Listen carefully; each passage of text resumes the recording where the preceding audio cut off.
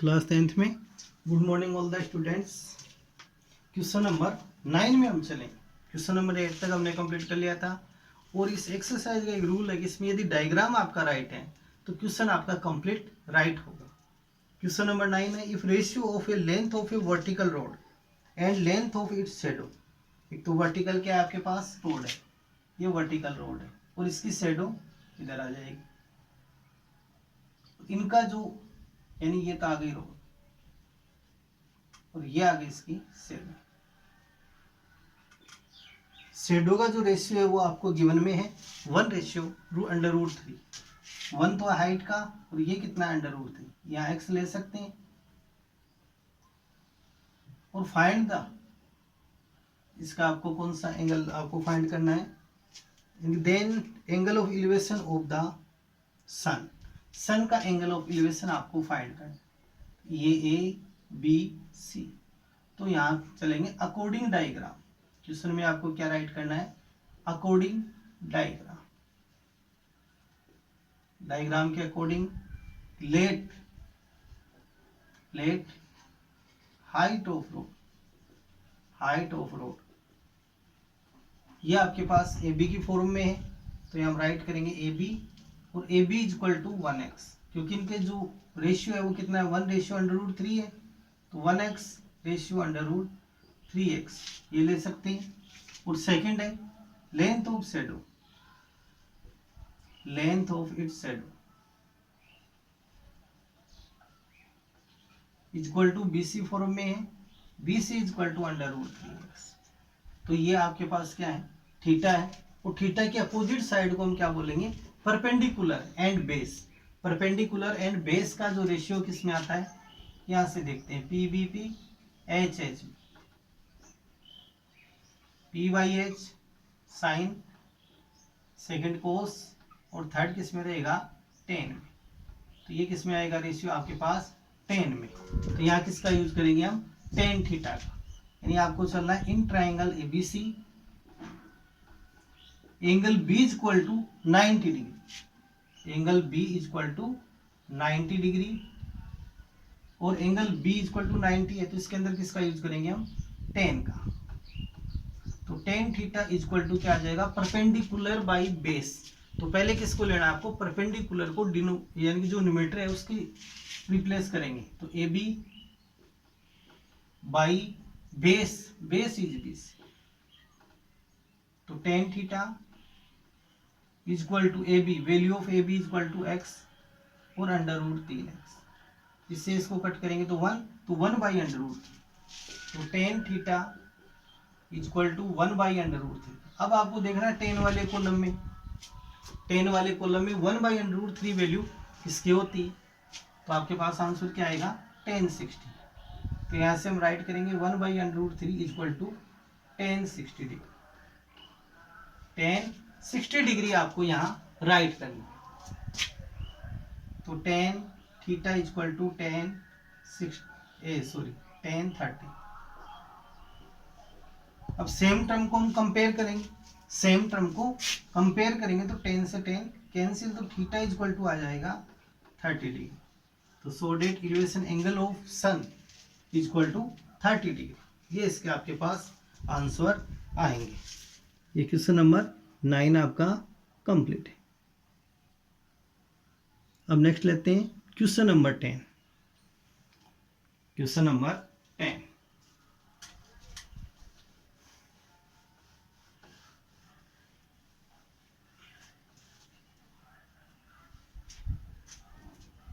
और question number 10 आपके पास, the slope of a hill makes an angle of 60 degree with horizontal.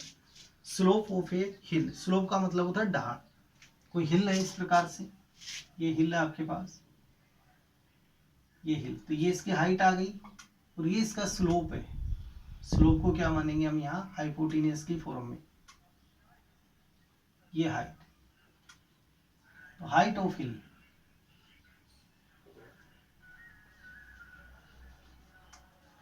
हिल की जो हाइट है वो कितनी है आपको गिवन में, if reach top 500 metre distance have to cover they, कि जब हम हिल पे चढ़ रहे हैं इसके टॉप पर तो हमारे को कितनी डिस्टेंस कवर करनी पड़ती है 500।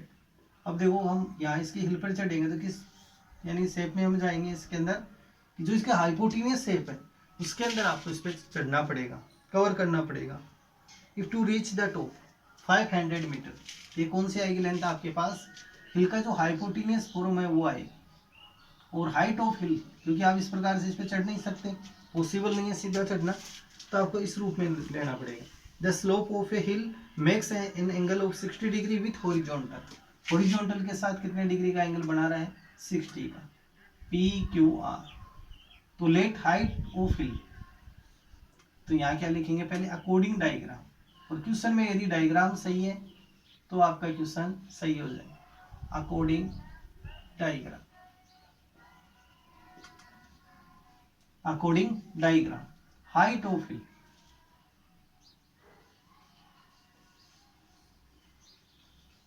Height of hill equal to PQ, और PQ इक्वल टू है H मीटर। ये फाइंड करना है क्वेश्चन में, हाइट ऑफ हिल H ले लेते हैं, और सेकंड है slope of hill, slope of hill, और ये किस फॉर्म में, यहाँ हाइपोटेनियस फॉर्म में PR equal to 500 metre. Theta equal to आपके पास 60 डिग्री। तो कौन सा ट्राइंगल है, in triangle PQR, angle Q is right angle, angle Q is right angle यानी 90 डिग्री का एंगल है आपके पास। तो यहाँ चलेंगे इन triangle PQR, angle Q is 90 degree. अब इसमें देखो यूज किसका करें, परपेंडिकुलर एंड हाइपोटेनियस, थीटा है, थीटा के अपोजिट साइड परपेंडिकुलर, 90 डिग्री के अपोजिट साइड है हाइपोटेनियस। तो यहाँ यूज किसका होगा क्वेश्चन में, परपेंडिकुलर एंड हाइपोटेनियस। ये किस में आता है, PVP by HHB, sine cos और टेन। तो इसमें से किसका यूज करेंगे हम, साइन का। तो इसमें यूज होगा sine theta, sine theta equal to perpendicular, perpendicular is PQ by PR, और साइन 60 डिग्री, थीटा की वैल्यू कितनी है आपके पास 60 डिग्री, 60 डिग्री। तो यहां से हमारे को यूज करना है sine 60 is equal to PQ, तो PQ is equal to H by 500। Sine 60 degree, sine 60 की वैल्यू कितनी होती है, according trigonometry table, trigonometry table के अकॉर्डिंग इसकी वैल्यू आती है √3/2 H बाई 500। क्रॉस मल्टीप्लाई करें, 2H 500 इंटू √3, इसका बाई TP कर दो 2 का, तो H इक्वल टू आ जाएगा 500/2 इंटू √3, 2 से इसको कट कर दो तो 250 √3 मीटर। तो so that height of hill equal to 250 √3 metre. तो यहां से हम राइट कर सकते हैं height of hill equal to 250 √3 metre. ये इसके रिक्वायर्ड आपके पास आंसर आ जाए। लेकिन इन क्वेश्चनों की आपको प्रैक्टिस कंटिन्यू करनी है, तभी ये पॉसिबल है क्वेश्चन। तो क्वेश्चन नंबर 10 तक कंप्लीट है। क्वेश्चनों को बार बार प्रैक्टिस करनी है एक्सरसाइज में, क्योंकि जब तक डायग्राम नहीं सेट होगा क्वेश्चन आपका रॉन्ग ही रहेगा। अब नेक्स्ट क्वेश्चन हम लेते हैं। क्वेश्चन नंबर आपका 9 कंप्लीट है, 9, 10 और क्वेश्चन नंबर 11 आप केयरफुली रीडिंग कर।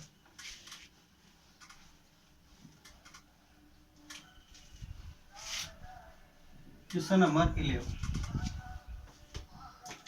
Question number 11, question number 9 11, question number 11 है, a tower is vertically placed on a horizontal plane. Vertically a tower, ये टावर, क्वेश्चन को रीडिंग करते जाओ और डायग्राम आप बनाते जाओ। A tower is vertically placed on a horizontal plane. If angle of elevation of sun is 30 degree, angle of elevation, elevation angle है तो कहाँ बनेगा, यहाँ बनेगा। और यदि डिप्रेशन एंगल होता तो यहाँ बढ़ाते। तो angle of elevation is 30 degree, ये एंगल 90 का। वर्टिकल टावर है हमारे पास, and the length of a shadow of tower is 45 metre. ये रहेगी इसकी लेंथ ऑफ शेडो 45 मीटर। और ये हाइट ऑफ टावर है आपके पास। Find the height of tower. तो अकॉर्डिंग डायग्राम क्वेश्चन को रीडिंग करते जाएंगे और डायग्राम बढ़ाते जाएंगे। क्वेश्चन नंबर 11, तो यहाँ क्या लिखेंगे, according diagram, according diagram, according diagram, height of let, height of tower, height of tower. तो हाइट ऑफ टावर आपके पास कौन सी रहेगी, ए बी, इसको ले लेते हैं एच मीटर, एच मीटर,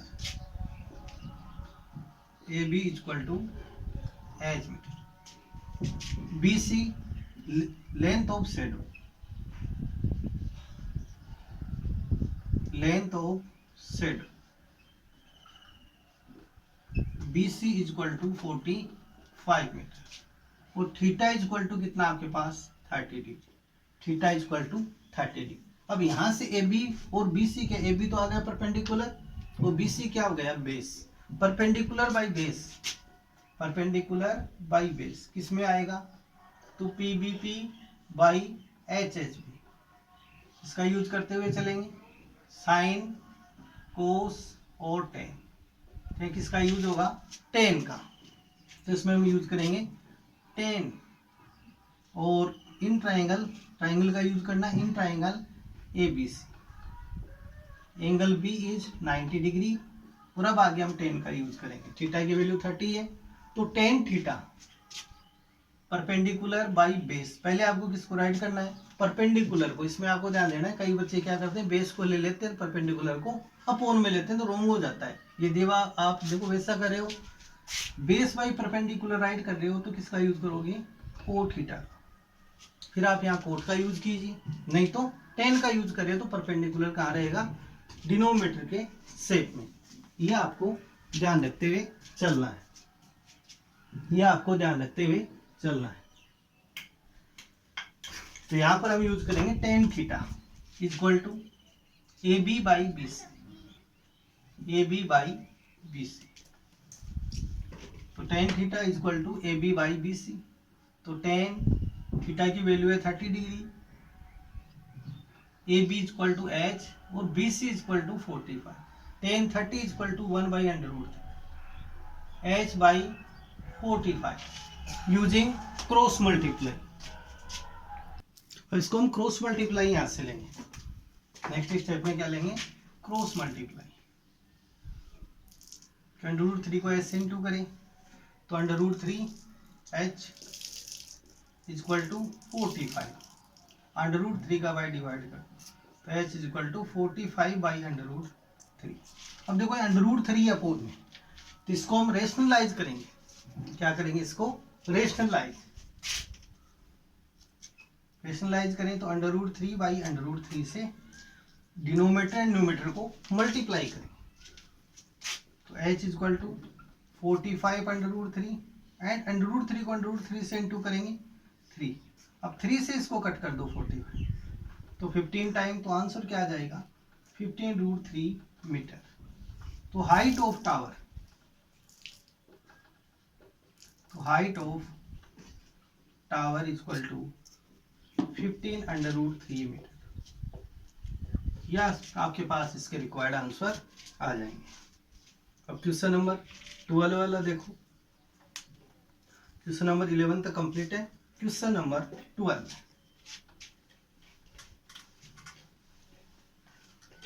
अब तक देखो छोटे क्वेश्चन चल रहे हैं, अब आगे लेंथी क्वेश्चन आपके रहेंगे। लेंथी क्वेश्चन आएंगे अब क्वेश्चन नंबर 12।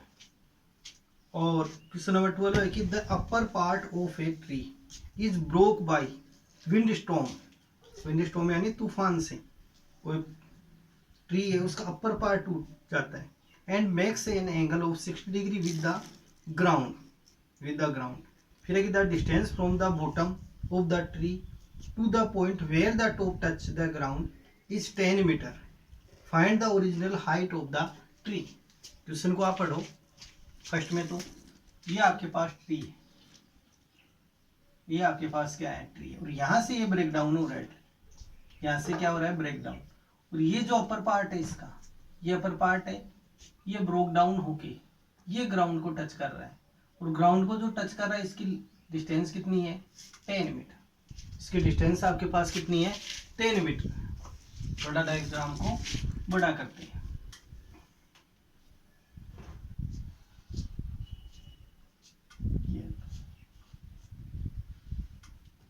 यहां से ये पार्ट कट होके इधर की साइड आ गए, और ये डिस्टेंस कितने आपके पास 10 मीटर। ये अपर पार्ट है, तो ये पार्ट आपके पास क्या रहेंगे इक्वल। क्यों आए इक्वल, क्योंकि ये विंड स्टॉर्म के कारण ये पार्ट टूट के किधर आ गया, इधर की साइड ये लटक गया, ये पार्ट टूट के। तो इसकी ओरिजिनल हाइट आपको फाइंड करनी है, तो इस डिस्टेंस को हम x ले सकते हैं, इस डिस्टेंस को क्या ले सकते हैं h मीटर। तो टोटल जो हाइट ऑफ ट्री है वो कितनी आ जाएगी h plus x before broken, टूटने से पहले, बिफोर ब्रोकन। और जो एंगल ऑफ एलिवेशन कितना है यहाँ 60 डिग्री का, ये एंगल ऑफ एलिवेशन कितना है इसका 60 डिग्री का आपके पास। तो हम यहाँ चलेंगे अकॉर्डिंग डायग्राम, P पॉइंट, ये Q, ये R, ये S, P Q R S।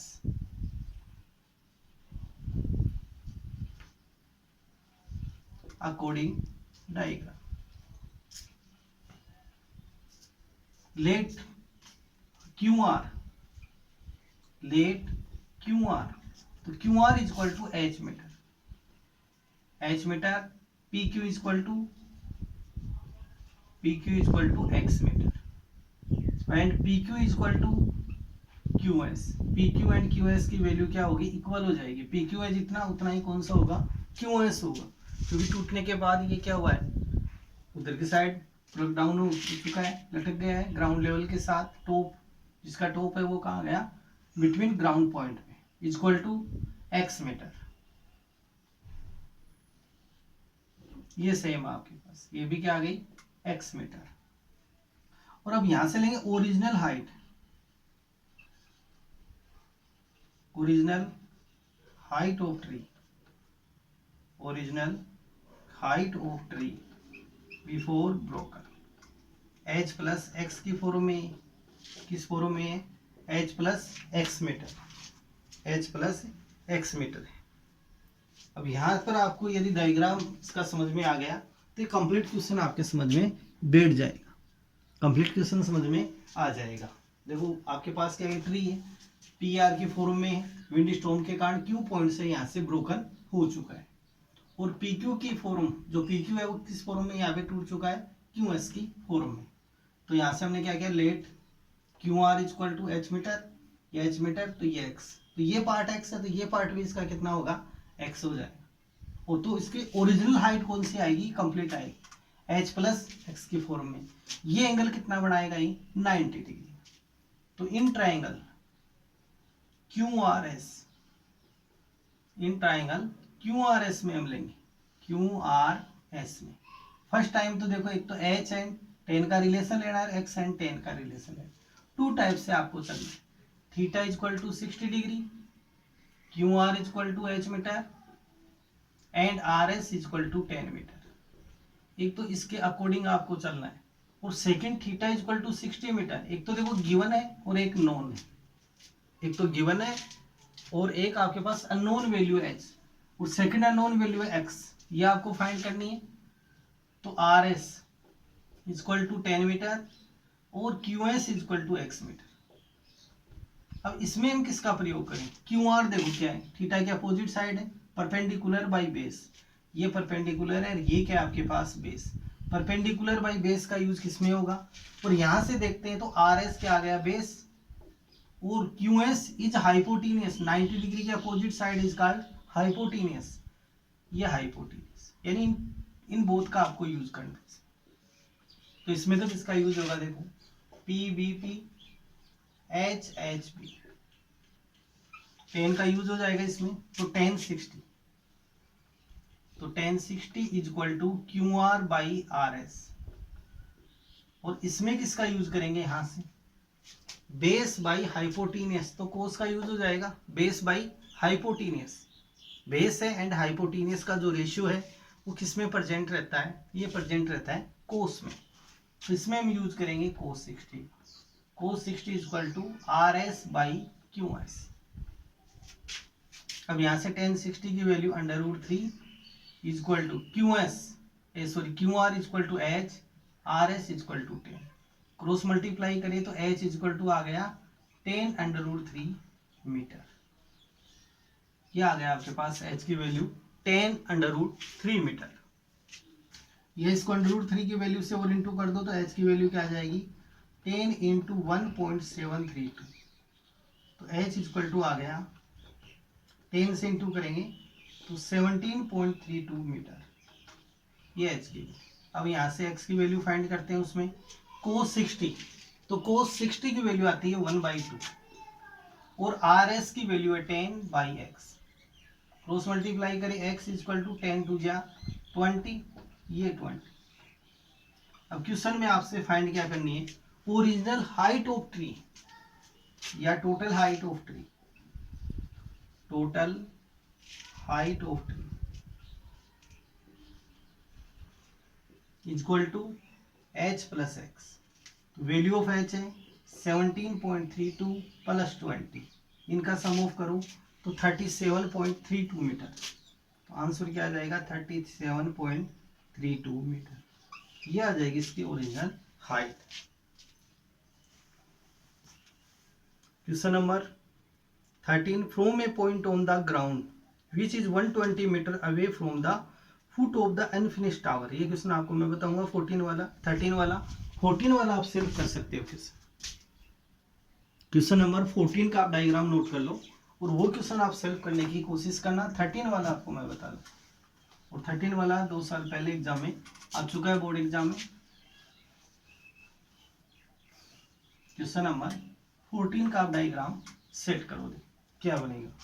Question number 14 है the angle of elevation of the top of a tower from a point situated at 100 metre far. 100 metre far है, ये 100 metre आगे। और angle of elevation foot of tower is 30 degree, ये 30 degree. और ये आपको height find करनी है, जिसमें 10 का यूज करते हुए आपको ये क्वेश्चन कंप्लीट करना है। ये क्वेश्चन नंबर 14 का डायग्राम है। तो क्वेश्चन नंबर 13 वाला आपको नेक्स्ट वीडियोज में मैं लूंगा, और यहाँ हाइट ऑफ टावर आपको फाइंड करनी है, ये क्वेश्चन। अब नेक्स्ट वीडियोज में अब जो भी क्वेश्चन आएंगे आपके, अब लेंथ ही क्वेश्चन आएंगे। अब तक जो सिंपल है क्वेश्चन, तो लेकिन आप एक बार इन सिंपल क्वेश्चन का ही एक बार और रिपीट कर लो, ताकि वो लेंथी क्वेश्चन है, डबल स्टेप के क्वेश्चन आएंगे तो वो आपको आसानी से आ जाएंगे, उसमें कोई दिक्कत आपके नहीं रहेगी। लेकिन इन क्वेश्चनों की बार बार आपको प्रैक्टिस करनी पड़ेगी। प्रैक्टिस करोगे तभी ये क्वेश्चन आपको आ पाएंगे, सीख पाओगे आप।